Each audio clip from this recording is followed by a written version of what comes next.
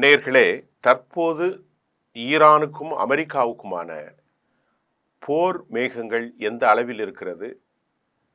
போர் களச்சூழல் என்ன? அமெரிக்கா உண்மையிலேயே ஈரானை தாக்கிவிடக்கூடிய அல்லது போர் நடைபெறக்கூடிய நிலைகள் இருக்கிறதா? இந்த போர் மண்டலம் எப்படி ஒரு முடிவை நோக்கி செல்ல போகிறது? இதில் நாம் பார்க்க போகிறது, அமெரிக்காவும் இஸ்ரேலும் சேர்ந்து போரை ஏற்கனவே நடத்தி முடித்தார்கள். அமெரிக்கா டியூகோ கார்சியாவிலிருந்து B-2 பாம்பர்ஸ், B-257, அதே போன்று டெல்லவீவிலிருந்து 200க்கும் மேற்பட்ட அமெரிக்க விமானங்கள் மூலம், F-35 மூலம், F-15, F-16 மூலம் தாக்குதலை நடத்தி ஒரு பெரும் சண்டையை நடத்தி அதற்கு மறு உருவாக்க தாக்குதலை ஈரான் நடத்தி முடித்தாங்க. இதெல்லாம் ஏற்கனவே நடந்தது. 12 நாள் போரில் சமாதானம் முடிந்தது. இது ஏற்கனவே நடந்தது. இஸ்பஹான், நட்டான்ஸ், ஃபர்தோஸில் நாங்கள் அழிச்சிட்டோம்னு அமெரிக்க அதிபர் டொனால்ட் ட்ரம்ப் கூக்குரலிட்டார். வேகமாக அவர் பிரகடனத்தை படுத்தினார். சரிங்க, அமெரிக்க சபைகளில் செனட்லே அவர் பேசினார். அமெரிக்க காங்கிரஸ் எல்லாவற்றிலுமே ரிப்பப்ளிக்கனுடைய குரலாக அமெரிக்க சனாதிபதியாக தான் மகத்தான வெற்றியை பெற்று மத்திய தரைக்கடலில் அழிச்சிட்டேன் அப்படின்னார் ஈரானை.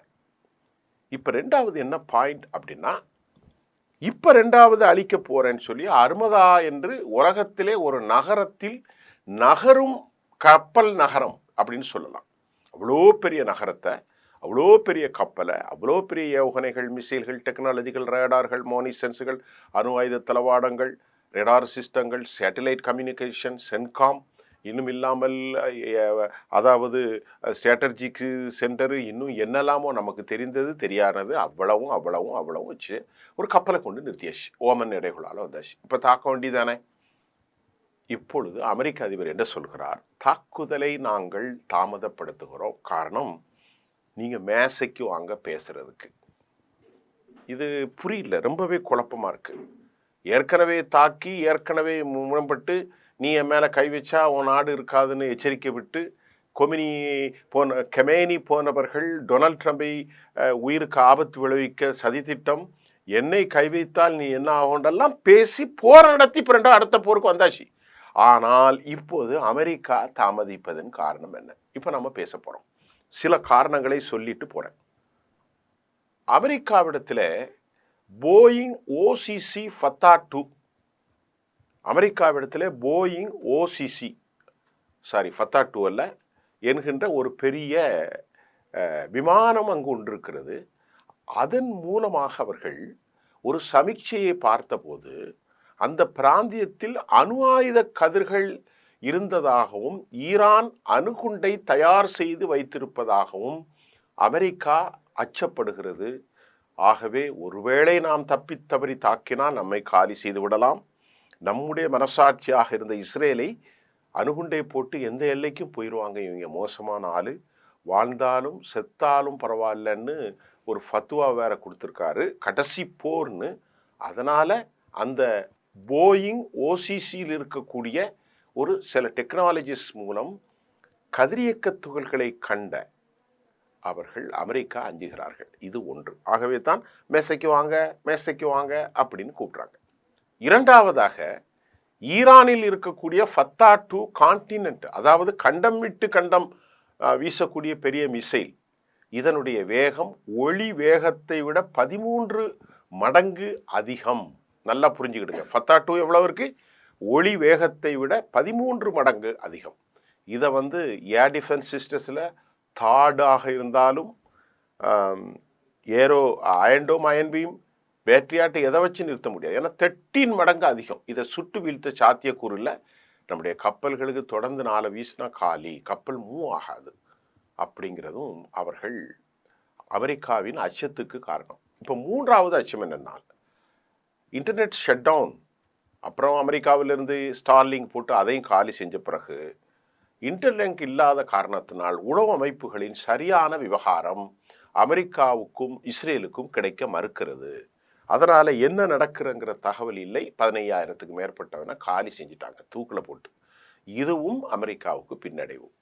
நான்காவது பின்னடைவு, சீனாவினுடைய 27க்கு மேற்பட்ட சீனாவின் கார்கோ விமானங்கள் மூலம் எலக்ட்ரானிக்ஸ் வார்ஃபர் சாதனங்கள், மின்னணு சாதனங்கள், எலக்ட்ரானிக்ஸ் டெக்னாலஜிஸ், டிஃபென்ஸ் காரிடாருக்கு தேவையான நவீன ரக ஆயுதங்களை மலைபோல் கண்டெய்னர்களில் குவித்து கொண்டிருப்பதும் அமெரிக்காவுடைய அச்சத்திற்கான காரணம். நான் சொல்றதெல்லாம் ஏன் கருத்து இல்லைங்க, இன்டர்நேஷனல் லெவலில் வந்த கருத்தை உங்களுக்கு அப்படியே தமிழில் தந்துடுறேன். அடுத்த காரணம், மிக முக்கிய காரணம், சீனா மற்றும் ரஷ்யா ஆயத்தங்கள் மற்றும் இல்லாமல்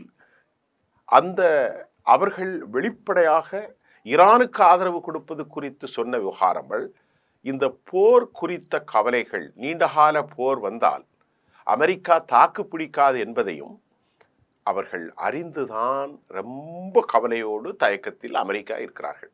அதற்கு அப்புறம் கத்தார் நாட்டில் தோஹா தளங்களில் இருந்து அமெரிக்கா தாக்க முடியாத அளவுக்கு ஒப்பந்த நடைமுறைகள் உள்ளது.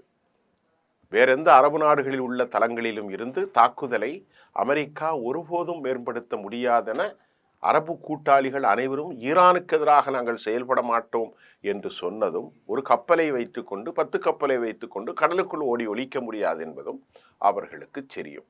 இதுவும் ஒரு காரணம்.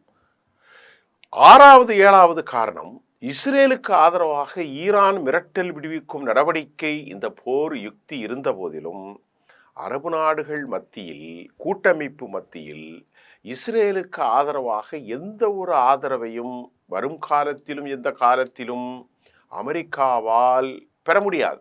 ஏனால் இஸ்ரேலை காப்பாற்றுறதுக்கு போர்னா எந்த ஒரு அரபும் இவனுக்கு ஆதரவு கொடுக்க மாட்டான்.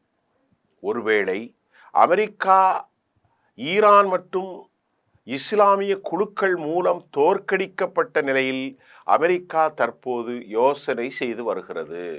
என்ன பண்றது? ஹூதிகள் ஏற்கனவே இன்று, இப்போ யாரெல்லாம் உங்களுக்கு ப்ராக்சின்னு சொல்கிறேன் சொல்லிவிட்டு அப்புறம் நான் மற்ற விஷயத்தை பேச போகிறேன். ஹிஸ்புல்லா இருக்கிறாங்க, ஏற்கனவே ஷியா ஹிஸ்புல்லா ஒன்று ஈராக்கில் இருக்கிறது. அப்புறமா ஹூதிகள் தாக்குதலே ஆரம்பிச்சிட்டாங்க. இந்த நிலையில் தோற்கடிக்கப்பட்டால் பெரும் கேவலத்தை சந்திக்க வேண்டியிருக்கும். இஸ்லாமிய ஜிஹாதிகள் இருக்கிறார்கள், சிரியாவில் இருக்கிறார்கள், பலஸ்தீனம், ஏமன், லெபனான் மற்றும் ஈரான் இவ்வளவு நாடும் நம்மை காலி செய்தால் என்ன செய்வது? ஒவ்வொன்றும் ஒரு நாடு மாதிரி தான் இருக்காங்க. ஹூதிகள் ஒரு நாடு, அது ஒரு ரெபல்ஸ்ன்னு சொல்ல முடியாது, ஒரு தனி நாடு, அவன்கிட்ட ஏகப்பட்ட ஆயுதம் இருக்கு. இதையெல்லாம் அமெரிக்கா கவனித்து தான் மேசைக்கு வா என்று கூப்பிடுகிறார்களாம். ஹூதிகள் இஸ்ரேலிய கப்பல்களின் மீது தற்போது தாக்குதலை தொடங்கி இருப்பதாகவும், செங்கடல் பகுதிகளில் 2 கப்பல்கள் மூழ்கடிக்கப்பட்டு விட்டதாகவும் ஹூதிகளுடைய அஃபீஷியல் செயல்பாட்டாளர் யஹ்யா தன் கருத்தை இன்று காலை நேற்று இரவு பதிவு செய்திருக்கிறார். அதை அடுத்த இன்னொரு முக்கிய செய்தி, லெபனானில் இருக்கும் ஹிஸ்புல்லாவுக்கு ஹைப்பர்சோனிக் ஆயுதங்களை ஈரான் வழங்கி இருப்பதாகவும், ரகசியமாக அது கடத்தப்பட்டிருப்பதாகவும் உளவு அமைப்பின் மூலம் CIA கண்டறிந்திருக்கிறது. அமெரிக்கா ஏதாவது ஒரு சிறிய தாக்குதலை நடத்திவிட்டுத்தான் தற்போது பேச்சுவார்த்தை நடத்த வேண்டும் என்று இருந்தால், அமெரிக்கா தாக்குதலை நடத்த முன் ஈரானுடைய மிக்கு கடல் பிராந்தியத்தில் உளவு வேலைகளை ஆரம்பித்து விட்டார்கள். ஆளில்லா விமானங்களும் பறக்கிறது, ட்ரோன்களும் பறக்கின்றது, எல்லாம் பறக்க ஆரம்பித்திருக்கிறது. அப்படி என்றால் அவர்கள் ஒரு முடிவுக்கு வந்திருக்கிறார்கள். தற்போதைய நிலையில் அமெரிக்கா என்ன சொல்றது? இங்க பாருங்க, நியாயமானது என்று தான் கருதும் அணுசக்தி ஒப்பந்தத்திற்கு அமெரிக்காவுடைய கோரிக்கை எப்படி தெரியுமா? இஸ்ரேலை காப்பாற்றுறதுக்கு இவனை காலி பண்ணான். ஈரான் விரைவில் ஒப்புக்கொள்ளணும். அப்படி ஒப்புக்கொள்ளாவிட்டால் ஈரான் மீது பெரிய தாக்குதல் நடத்தப்படும். இதை மாச கணக்கில் சொல்லிக்கிட்டு இருக்கான் மனுஷன் ட்ரம்ப். அமெரிக்க விமானம் தாங்கி கப்பலான USS ஆப்ரஹாம் லிங்கன், அதன் ஆதரவு போர் கப்பல்கள், ஒரு 6-7 கப்பல், அந்த பேரை நான் மறுபடியும் சொல்லிட்டு இருக்க வேண்டியதில்லை, நீங்கள் புரிந்து கொள்ளுங்கள். மத்திய கிழக்கில் உள்ள ஈரானிய கடல் பகுதிக்கு அருகில் செல்லும் போது இந்த எச்சரிக்கை வந்துள்ளது. ஐநாவுக்கான ஈரானின் பணி முரட்டுத்தனமாக பதிலளித்து தள்ளப்பட்டால் இதற்கு முன்பு எப்போதும் இல்லாத வகையில் பதிலடி கொடுப்பதற்கு தெஹ்ரான் தயாராக இருக்கிறது, ஈரான் தயாராக இருக்கிறது. அதாவது பரஸ்பர மரியாதை மற்றும் நலன்கள் அடிப்படையில் பேச்சுவார்த்தைக்கு ஈரான் தயாராக உள்ளது. அப்பாஸ் அராகச்சி சொல்றார். அதாவது இப்ப ஈரானுடைய நாணயம் தொடர்ந்து வீழ்ச்சி கண்டிருக்கிறது. டாலருக்கு எதிராக 14 லட்சமாக இருந்தது, 1.4 லேக்ஸா இருந்தது. 14 லட்சம் ரியால் இப்போது 1.6 மில்லியன் ரியால்களை கடந்து ரொம்ப மோசமான நிலையில இருக்கு. இப்ப ஈரான் விரைவில் மேசையில வந்து பேச நடத்தணும், இதை ஒப்பந்தத்தின் பேச்சுவார்த்தை நடத்தும் என்று நான் நம்புகிறேன். அணு ஆயுதங்கள் இல்லை, இது அனைத்து தரப்பினருக்கும் நல்லது, நேரம் முடிந்து விட்டது அப்படிங்கிற மாதிரி அமெரிக்கா மிரட்டுகிறது. இப்ப அப்பாஸ் அராகச்சி என்ன சொல்றார் அப்படின்னா, இப்ப இவர் என்ன சொல்றாருன்னா, அமெரிக்க அதிபர், நான் முன்பு உங்கள்கிட்ட சொன்ன மாதிரி ஒப்பந்தத்துக்கு வாங்க. யாரு? நீ தான் பெரிய ஆளப்பா, நம்ம ஊர்ல சொன்ன மாதிரி நீ தான் பெரிய ஆளை, அடிப்பா அடி, தைரியமான ஆளுன்னு இந்த வடிவேல் சொன்ன மாதிரி இவர் சொல்றார், ஒப்பந்தத்துக்கு வாங்க, நீ தான் பெரிய ஆளை அடிய அப்படிங்கிறாங்க. இங்க பாருங்க, அமெரிக்கா மறுபடியும் சொல்றாங்க, மேசைக்கு வாங்க, பேசுங்க பேசுங்க. த ஆபரேஷன் மிட்நைட் ஹேமர், ஈரானுக்கு ஒரு பெரிய அழிவு ஏற்பட்டது. அது முன்னால அடுத்த தாக்குதல் இன்னும் மோசமாக இருக்கும், இனிமேல் அப்படி செய்யக்கூடாது என்ற தகவலும் வந்திருக்கிறது. ஈரான் தனது அணுசக்தி திட்டத்தின் எதிர்காலம் குறித்து ஒரு முழுமையான ஹொலிஸ்டிக் முழுமையடைந்த ஒப்பந்தத்தை பேச்சுவார்த்தை அவங்க நடத்த மறுத்தால், அமெரிக்கா சொல்றது, அவர் உடனடியாக ஒருவித இராணுவ தாக்குதலை டொனால்ட் ட்ரம்ப் நடத்த விரும்புகிறார் என்பதின் அறிகுறி.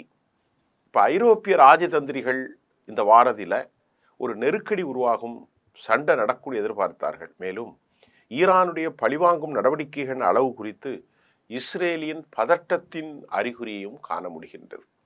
இஸ்ரேல் ரொம்ப பதட்டத்தில் இருக்கான். இராணுவ சொத்துக்கள் இல்லாததால் ட்ரம்ப் உண்மையில் பின்வாங்கினாரா என்ற ஊகங்களும் உள்ளன. என்ன இராணுவ சொத்து உங்களுக்கு புரியுதா? வளைகுடா நாடுகளை அவங்களுக்காக எந்த ஸ்பேஸும் இல்லை, எங்கேயும் வச்சு அடிக்க முடியாது. அதைத்தான் அதை அப்படி சொல்றாங்க. ஈரானிலிருந்து ஏவுகணை பழிவாங்கும் நடவடிக்கைகளுக்கு தயாராகும் நிலையில் இஸ்ரேலுக்கு அதிக நேரம் தேவை என இஸ்ரேல் ஏற்கனவே சொன்னாங்க. கவனமாக நம்ம மூவ் பண்ணணுங்க, ஈரான்கிட்ட ஏராளமான விவகாரங்கள் இருக்கு. இப்போ இந்த பேச்சுவார்த்தைக்கு வாங்க வாங்க வாங்க வாங்க வாங்க என்று அழைக்கிறது அப்பாஸ் அராகச்சி தெரிவிச்சிட்டார், இங்கே வாங்க, நாங்கள் ரெடிங்க உங்க கூட பேச்சுவார்த்தை வரக்கு. ஆனால் பேச்சுவார்த்தைக்கு முன்பு எந்த விதமான கண்டிஷனும் இல்லாமல் தான் நாங்கள் பேச்சுவார்த்தைக்கு வருவோம். அதே நேரத்தில் பல இடைநிலை பேச்சாளர்களும் போரை முடிவுக்கு கொண்டு வருவதற்கு மத்திய கிழக்கில் அவங்க முயற்சி செய்கிறாங்க. அமெரிக்கா அச்சுறுத்தல் மூலம் ஈரானை பணிய வைப்பதற்கு இது போன்ற மாய சித்து வேலைகளை செய்து வருவதாக தகவல்கள் வெளியாகி இருக்கிறது. இப்ப ஒரு விஷயம் சொல்லிட்டு போறேன், அடுத்த செய்திக்குள்ள வரப்போறேன். அப்பாஸ் அராகச்சி சொல்றாரு, நாங்க ரெடி, எங்களை பொறுத்தவரை ஒரு ஆமிகபிள்ஸ், ஒரு ரீகன்சிலியேஷன் த ப்ராசஸ், எப்போதுமே ஓப்பன் த டோர். ஆனால் நீ நேர கொண்டு வந்து மிகப்பெரிய தளவாடங்களை கொண்டு நிறுத்தி என்னை அடித்து விடுவேன் என்று மிரட்டுவதோ, கண்டிஷன் போட்டுட்டு அணு ஆயுதங்களை கைவிடுங்க, ஏவுகணைகளை ரெஸ்டோர் பண்ணுங்கன்னு சொல்லிட்டு பேச்சுவார்த்தைக்கு வரக்கூடாது. பரஸ்பரம் நானும் நீனும் மரியாதைக்குள்ளவன், நீ என்னை மதிக்க வேண்டும், நான் என்னை மதிக்க வேண்டும். என் மீது ஆதிக்கம் செலுத்தினாலோ ப்ரோ கண்டிஷன் மாதிரி ஏதாவது போட்டு மேசைக்கு வந்தால் ஈரான் ஒருபோதும் வராது, அடித்து பார்த்துடலாம் அப்படின்னு ஈரானுடைய வெளிவிவகாரத்துறை அமைச்சர் அப்பாஸ் அராகச்சி, ஈரானுடைய இராணுவ தலைவர், ஈரானுடைய செய்தி தொடர்பாளர் இஸ்மாயில் பஹவி, ஈரானுடைய உச்சபட்ச ஆன்மீக குரு எல்லோரும் சொல்லிட்டாங்க. இப்போ நம்ம பார்ப்போம். இப்போ ட்ரம்புடைய கண்டிஷன் என்ன, ஆங்கில செய்தியில் வந்தது அப்படியே நான் உங்களுக்கு தரேன். இது நிறைய படிக்கிறோம், இது எந்த நாளிதழ் என்று எனக்கு பேர் சொல்லாவிட்டாலும் நான் இதை எடுத்து வச்சிருக்கேன். No uranium enrichment allowed for Iran, considered a core red line for the US during the talks. இது ஒரு பக்கம். இப்போ அவங்க என்ன சொல்கிறாங்க, ஃபுல்லாக வந்து டிஸ்மேண்டல், அழிச்சு இருக்கிறத, or complete halt of Iran nuclear weapons, எதுவுமே நடத்தக்கூடாது. Related capabilities including the removal of existing enriched uranium stockpiles. Limiters or curbs on Iran's ballistic missile program. நல்ல புரிஞ்சிட்டா, ஸ்டாக் பைல்ஸோ அணு ஆயுத துகள்களோ என்ரிச்மெண்ட் பண்ணுறதோ எதுவுமே இருக்கக்கூடாது. அப்படி கட்டி தூக்கி கொண்டு போயிரு. அணு ஆயுதமே இருக்கக்கூடாது. அணுங்கிற பேரும் இருக்கக்கூடாது. அடுத்தாக்கில் வர்றாங்க, நீ இந்த பாலிஸ்டிக்ஸ் வச்சு பெரட்டுறா, அடித்து காலி பண்ணி போட்டாங்க ஏகப்பட்டது துருக்கியில், இது இஸ்ரேலில். அதையும் என்கிட்ட காட்டாது. இதெல்லாம் காட்டினா காலி. இந்த ரெண்டு எப்படி வருவான் ஈரானு? உலகத்துக்கே சப்ளை பண்ணக்கூடிய ஏவுகணை தொழில்நுட்பம், உலகத்துக்கே சப்ளை பண்ணக்கூடிய ட்ரோன் தொழில்நுட்பம் எல்லாம் வச்சுருக்கிறாங்க. விமானங்களை தனியே செஞ்சு வச்சுருக்கிறாங்க, ஆள் இல்லாத விமானங்கள்லாம். இதெல்லாம் விட்டுட்டு வான்னா எப்படி வருவான்? இதற்கிடையில் துருக்கியினுடைய வெளிவிவகாரத்துறை அமைச்சர் ஹக்கன் Pathan suggested that the two countries should resume dialogue and avoid a military confrontation. இராணுவத்தரமான அது வழக்கமான பேச்சு தான், கன்ஃபரண்டேஷன். இதை விட்டு தவிர்க்கணும். சவுதியுடைய பட்டத்து இளவரசர் முகமது பின் சல்மான் நேற்று ஒரு அழைப்பில் அமெரிக்க அச்சுறுத்தல்களுக்காக மசூத் பெசஸ்கியான் அவரோடு பேசியிருக்கிறார். மசூத் பெசஸ்கியானுடைய கால், அந்த ஃபோன் டாக்கில் தன் பக்கம் இருக்கிற நியாயங்களை சவுதிக்கு சொன்னாங்க. இது ஒட்டுமொத்த ரீஜனல் பாதுகாப்பை சீர்குலைப்பதை நோக்கமாக கொண்டுள்ளது எனவும், இந்த பிராந்தியத்தில் ஸ்திரத்தன்மை அன்சர்டினிட்டி தவிர வேறு எதையும் இது சாதிக்காது என்றும் முகமது பின் சல்மானுக்கு மசூத் பெசஸ்கியான் சொல்லிட்டார். பொருளாதார அழுத்தம் மற்றும் எல்லா வெளிப்புற தலையீடு உள்ளிட்ட ஈரானுக்கு எதிரான சமீபத்திய அழுத்தங்கள் மற்றும் அனிமாசிட்டி விரோத நடவடிக்கைகளை எனிமிட்டியை சுட்டி காட்டிய மசூத் பெசஸ்கியான் யார்கிட்ட பேசுகிறாரு? சவுதி அதிபர்கிட்ட. இது போன்ற நடவடிக்கையில் ஈரானிய மக்களின் பின்னடைவையும் விழிப்புணர்வையும் அமெரிக்கா ரொம்ப குறைமதிக்கு உட்படுத்துதுங்க, நீங்கள் தான் உங்கள் நண்பருக்கு சொல்லுங்க அப்படின்னு சவுதிக்கு ஃபோனை போட்டு சவுதிக்கு மசூத் பெசஸ்கியான் தெரிவிச்சிட்டதாக ஈரானுடைய ஜனாதிபதி மாளிகை அறிக்கை ஒன்றில் தெரிவித்திருக்கிறது. இப்போ சவுதி அரேபியாவுடைய பட்டத்திலவரசரும் மசூத் பெசஸ்கியான் இந்த உரையாடலை அபுதாபியினுடைய பிராந்திய ஸ்திரத்தன்மை பாதுகாப்பு மற்றும் வளர்ச்சிக்கான உறுதிப்பாட்டை யுனைடெட் அரபு எமிரேட்ஸ் உறுதிப்படுத்துகிறது.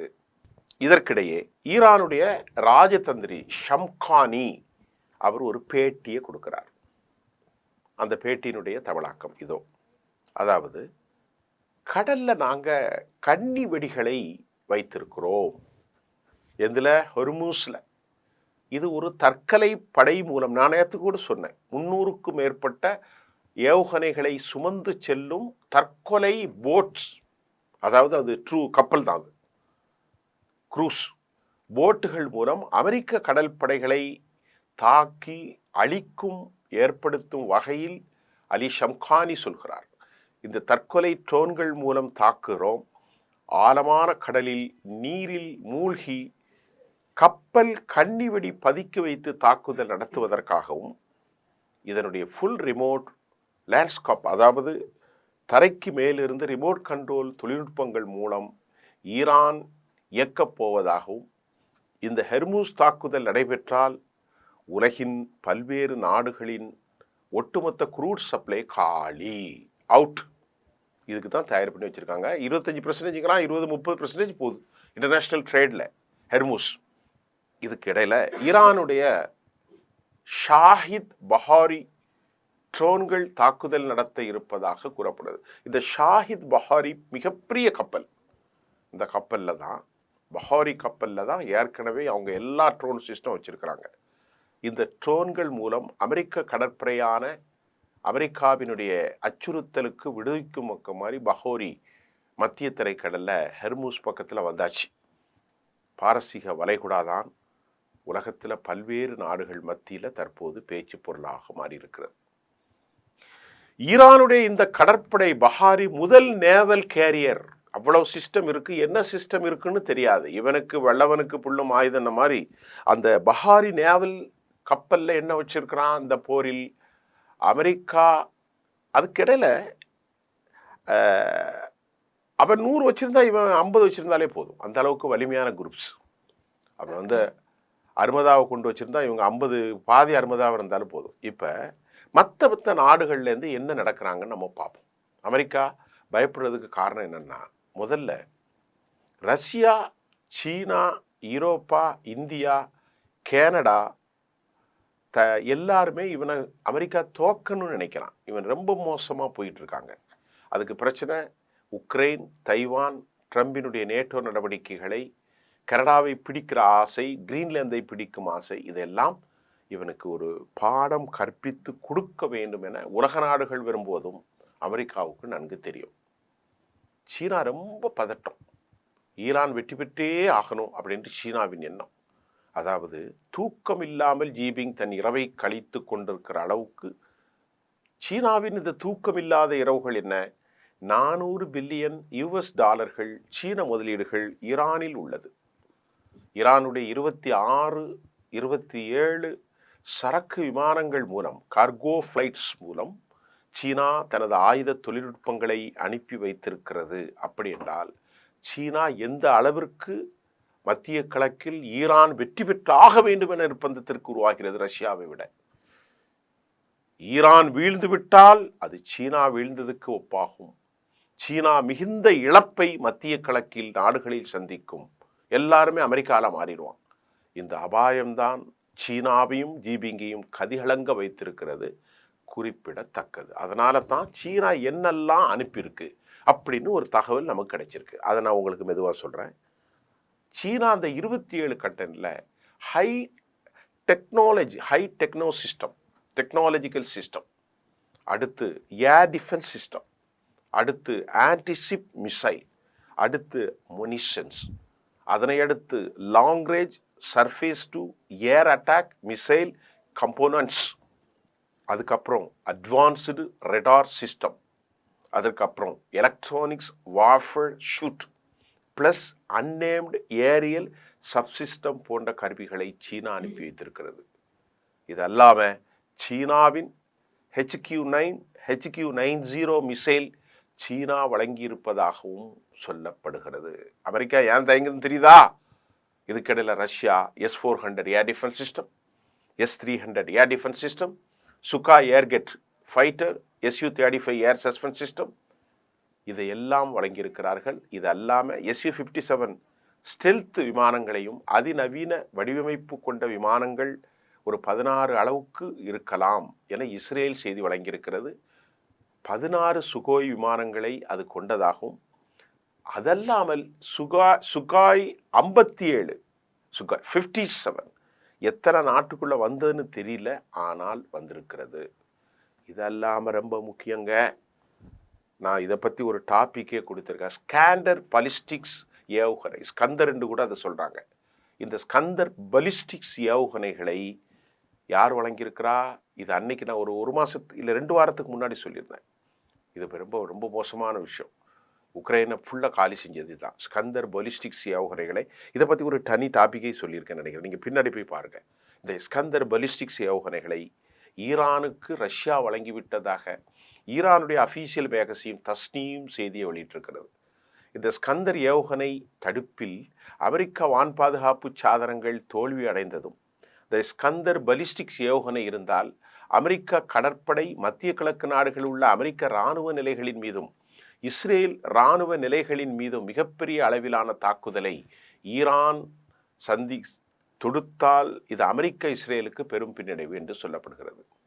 இதற்கிடையில் அமெரிக்காவிடம் நான் ஏற்கனவே சொன்ன டிஸ்காம்போரைட்டர், அது என்ன, ஒரு குழப்பம், எதிரியே குழப்பக்கூடிய ஒரு ஆயுதம். இது ஏற்கனவே வெனிசுவலாவில் போட்டாங்க. அந்த ஆயுதத்தை மாதிரி இங்கே செயல்பட வாய்ப்பில்லைன்னு நாம் சொல்லிட்டோம். இப்போ அமெரிக்கா வாங்க மேசைக்கு வாங்க, மேசைக்கு வாங்கன்னு ஏன் கூப்பிடுறான்னு உங்களுக்கு புரியுதா? இதுக்கு தாங்க 25 நிமிஷம் பேசிட்டேன். சாரி, நான் ரொம்ப இழுத்ததாக பலர் திட்ட வேண்டாம். செய்தி வந்ததை கொடுக்கணுன்னு ஒரு நப்பாசையில் தான் கொடுக்குறேன். எனக்கு எந்த கருத்தும் இல்லை. மீண்டும் நாளை உங்கள்ட்ட சொல்கிறதுக்கு முன்னாடி இவ்வளவு பிரச்சனைகளை எதிர்கொண்டிருக்கிறார்கள். ஈரானை தாக்கி விடுவதனால் இதையெல்லாம் தாக்கி விட வேண்டும். இவ்வளோ விஷயம் சொல்லிட்டேன். நீங்கள் எங்கே காணொலி போட்டாலும் இவ்வளோ விஷயம் சொல்ல மாட்டாங்க. நான் உட்காந்து ஒரு 25 நிமிஷமாக ஒரு 4 மணி நேரமாக 5 மணி நேரமாக ப்ரிப்பேர் பண்ணி கொடுத்துருக்கேன். நீங்கள் பாருங்கள். இதில் ஏதாவது தவறான செய்திகள் இருந்தால் சுட்டி காட்டுங்கள். நன்றி. மீண்டும் அடுத்த காணொலியில் உங்களை சந்திக்கின்றேன்.